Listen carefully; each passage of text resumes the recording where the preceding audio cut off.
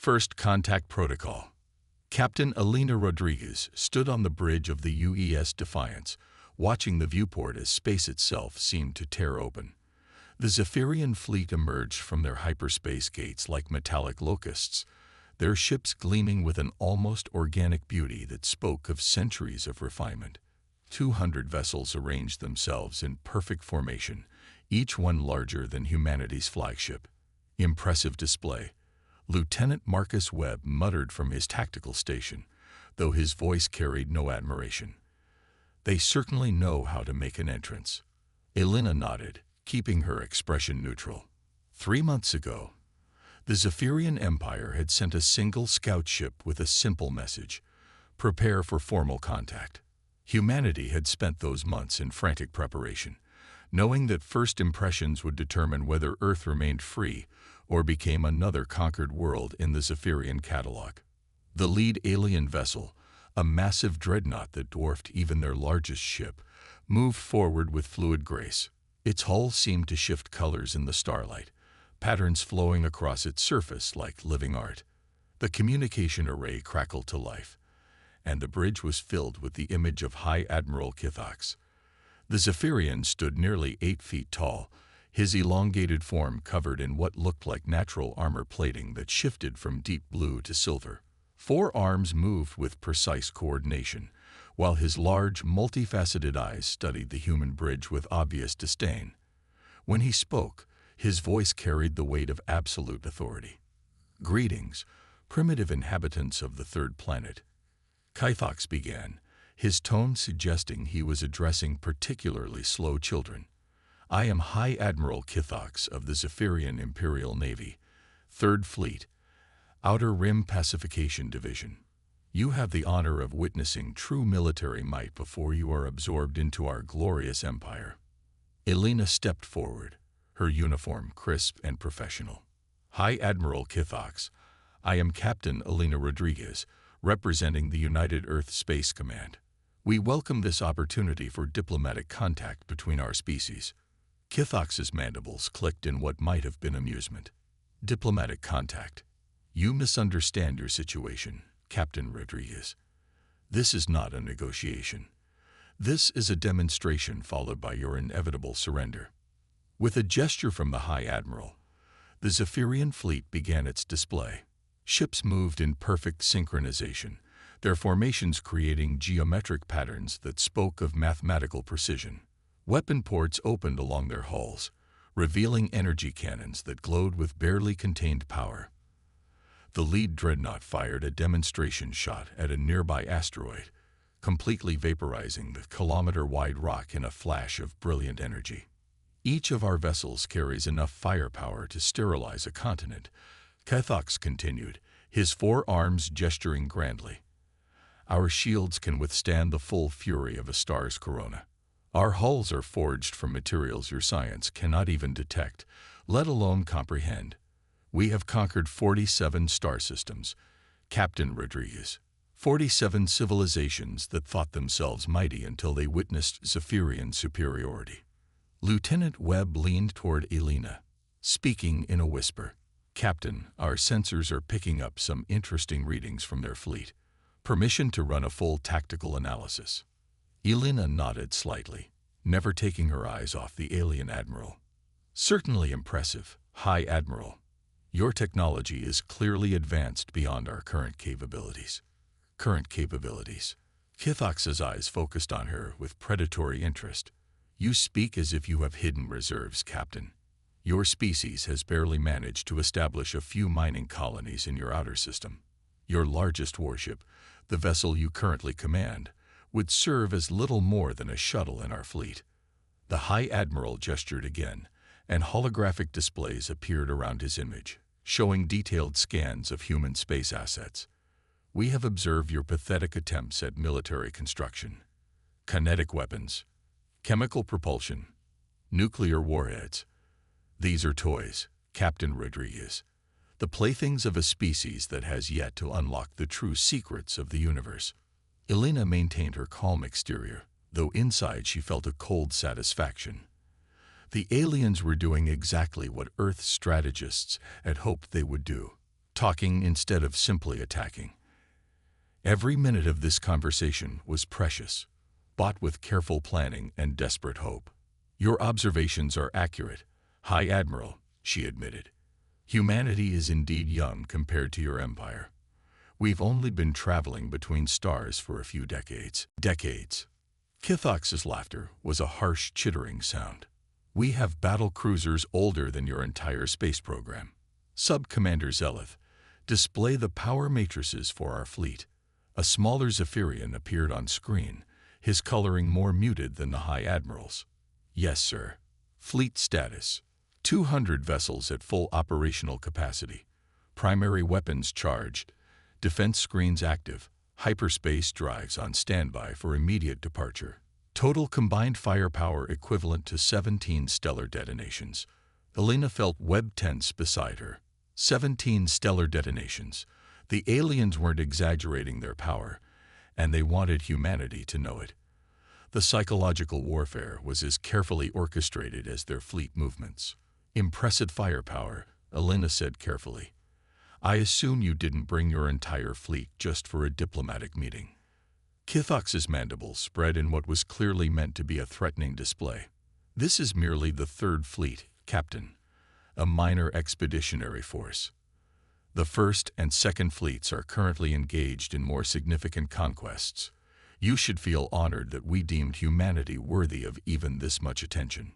The alien admiral leaned forward, his multifaceted eyes reflecting the bridge lights. "Now let us discuss the terms of your surrender. Your species will be relocated to designated worlds within our empire. Your military assets will be dismantled. Your governments will be dissolved and replaced with Zephyrian administrative councils.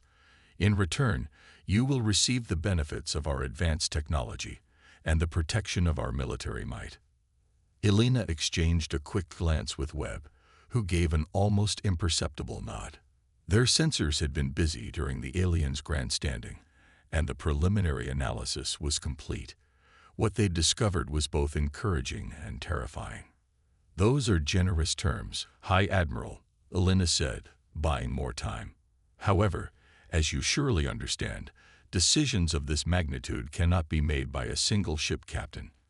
I would need to consult with Earth's unified command structure." Kithox's expression showed annoyance. "You would delay the inevitable. Captain Rodriguez, perhaps you did not fully comprehend our demonstration. Allow me to clarify." The alien fleet shifted formation again, this time creating a sphere around the human ships.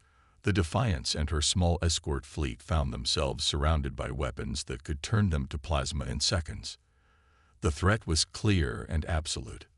"Every moment you delay costs lives," Kithox continued. "Every hour you spend in futile consultation brings your species closer to complete annihilation, rather than merciful subjugation. I am offering you a chance to preserve your people, Captain. Do not squander it with primitive pride." Elena felt the weight of every human life pressing down on her shoulders. In the 3 months since first contact, Earth's population had lived in fear of this moment. Billions of people going about their daily lives, unaware that their fate was being decided in the cold vacuum of space near Jupiter's orbit. "I understand the gravity of the situation, High Admiral," she said finally. "However, I must respectfully request 24 hours to present your terms to Earth's leadership and receive their formal response. Surely an empire as vast and ancient as yours can afford to wait one day for a proper diplomatic conclusion." Kithox was silent for a long moment, his alien features unreadable. Elena could see him weighing the options, calculating the costs of patience versus immediate action. Finally, he spoke. "Very well, Captain Rodriguez. You have 24 of your hours. We will remain in this system to prevent any attempt at military mobilization or escape. When we next speak, I expect to receive Earth's unconditional surrender. Any other response will result in the immediate destruction of your home world." The communication link closed, leaving the bridge of the Defiance in sudden silence.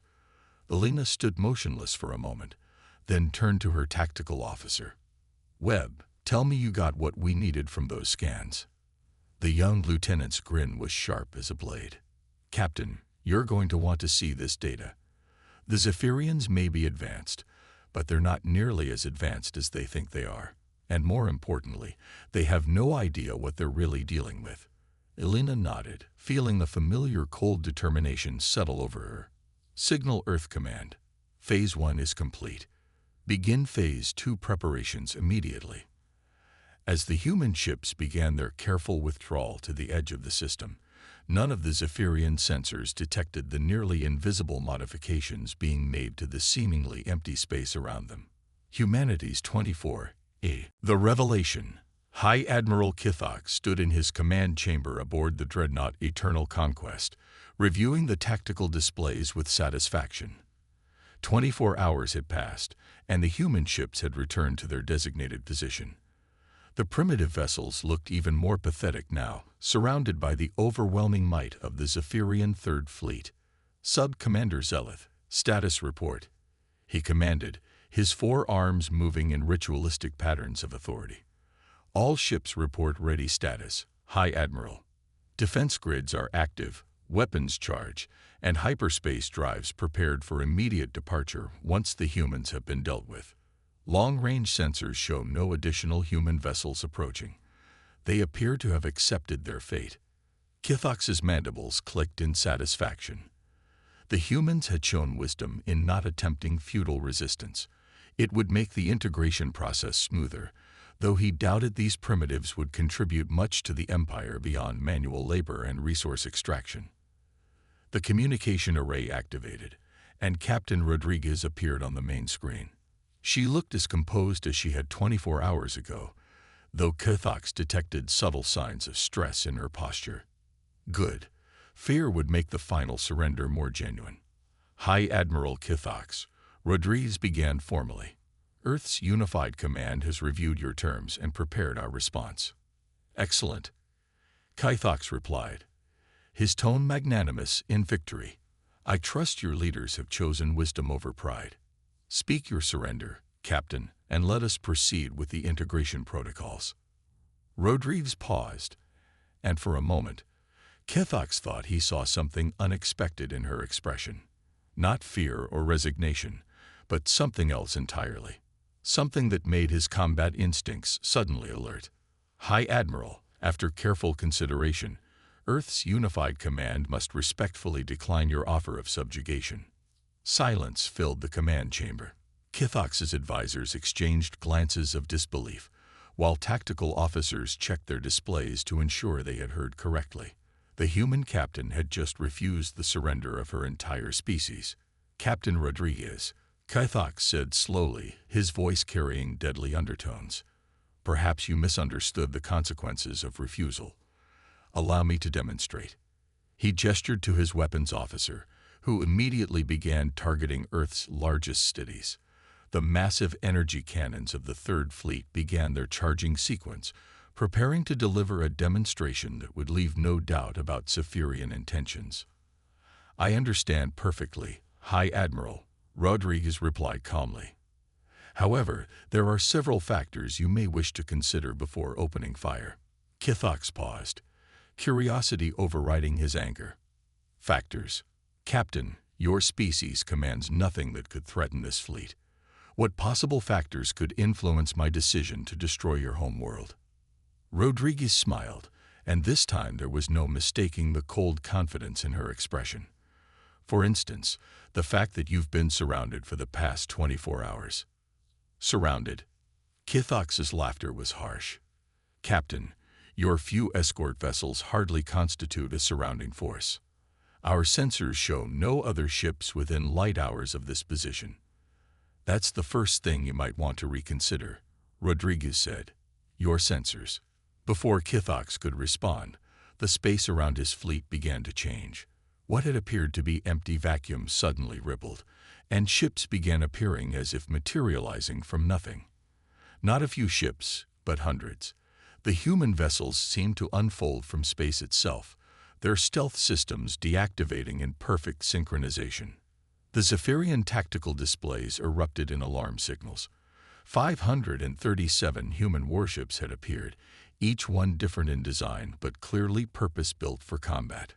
They moved with fluid precision, taking positions that turned the Zephyrian formation from a position of strength into a trap. "Impossible," Sub-Commander Zeleth whispered. "Our sensors showed no hyperspace signatures, no energy readings, no gravitational distortions. How did they hide an entire fleet?" On the screen, Rodriguez's smile widened. "High Admiral, I'd like you to meet Admiral Sarah Chen, Supreme Commander of the United Earth Space Command." A new figure appeared on the communication display, an older woman with steel-gray hair and eyes that held the weight of command. Her uniform bore insignia that marked her as humanity's highest military authority. "High Admiral Kithox," Admiral Chen said without preamble. IHOP Kithox's combat instincts were screaming warnings. His fleet was outnumbered more than 2-1, caught in what was clearly a carefully planned ambush. But Zephyrian technology was still superior. These human ships might have stealth capabilities, but they were still primitive compared to his vessels. "Admiral Chen," he said, forcing confidence into his voice, "your species has certainly demonstrated unexpected cunning. However, you cannot possibly believe that quantity can overcome our technological superiority. A single Zephyrian dreadnought can destroy a dozen of your ships." "Perhaps," Chen replied, "but I suspect you're operating on outdated intelligence. Captain Morrison, would you care to demonstrate our capabilities?" A new voice joined the communication link, belonging to a rugged-looking human male. "Admiral, the Ghost Protocol is ready for demonstration. Target selection." Chen glanced at Kithox. "High Admiral, you mentioned that your ships can vaporize asteroids. Impressive. Captain Morrison, please show our guests what the Silent Thunder can do to that moon." One of the human ships, a sleek vessel barely half the size of a Zephyrian cruiser, moved toward Europa. Its hull seemed to flow like liquid metal, adapting its configuration as it moved. When it fired, there was no flash of energy, no visible beam. Europa simply ceased to exist, converted to its component atoms in a fraction of a second. The Zephyrian command chamber fell silent. Europa had been solid rock and ice, far more substantial than any asteroid. The human weapon had destroyed it without any visible discharge of energy.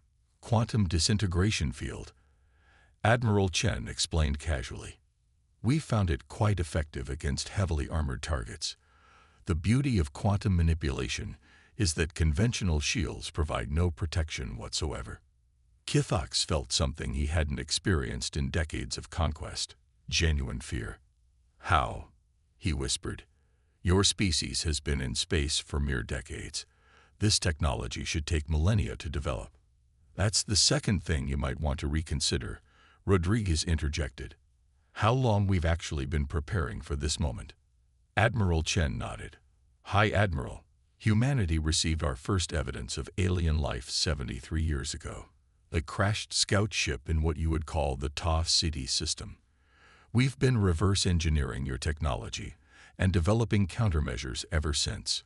The revelation hit Kithox like a physical blow. 73 years. The humans had been preparing for contact for nearly 3/4 of a century, building their technology and military capabilities in complete secrecy. Every assumption about their primitive nature had been wrong. "The crashed ship," he said slowly. "That was a Zephyrian vessel." "Indeed.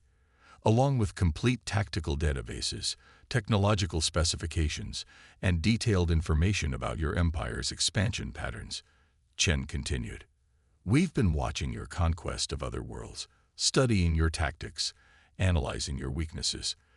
This encounter was never about first contact, High Admiral. It was about final examinations." Sub-Commander Zeleth was frantically reviewing tactical data. "High Admiral, their ship configurations don't match any known design principles. Energy signatures are unlike anything in our databases.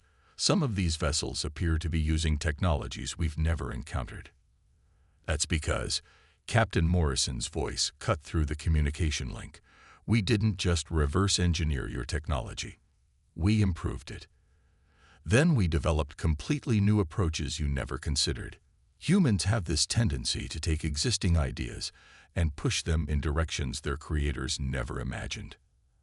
Admiral Chen gestured, and the human fleet demonstrated their capabilities. Ships folded space around themselves, moving at impossible speeds. Others phased partially out of normal spacetime, becoming untouchable by conventional weapons. Energy weapons fired in patterns that curved through dimensions, bypassing shields entirely. 73 years, High Admiral, Chen said quietly. 73 years of humanity's greatest minds working in secret, preparing for the day when we would meet our neighbors among the stars. We hoped for peaceful contact, but we prepared for war. Kithox realized that his empire's intelligence had failed catastrophically. The humans hadn't been a primitive species stumbling into space. They had been a civilization that had discovered they weren't alone, and had spent nearly a century preparing for the consequences. What do you want?" he asked, the words tasting like defeat. "What we've always wanted," Rodriguez replied. "To take our place among the stars as equals, not subjects. To explore, to learn, to grow. We're not interested in conquering your empire, High Admiral. We're interested in joining the galactic community as partners." Admiral Chen leaned forward. "However, that partnership must be based on mutual respect. Your empire's habit of conquest and subjugation ends here. Humanity will not be conquered, and we will not stand by while other species suffer the same fate." Kithox looked around his command chamber, seeing his officers' faces reflecting his own realization. The Zephyrian Empire had encountered something it had never faced before, a species that had been waiting for them. "Admiral Chen," he said finally, his voice carrying new respect, "perhaps we should discuss new terms. Terms of alliance, not conquest." Admiral Chen smiled, and for the first time, it reached her eyes. "High Admiral, I believe that would be an excellent place to start." As the two fleets began the delicate process of true diplomatic contact, space around Jupiter's orbit became the birthplace of a new chapter in galactic history. Humanity had passed its test, and the stars were finally open to them as equals.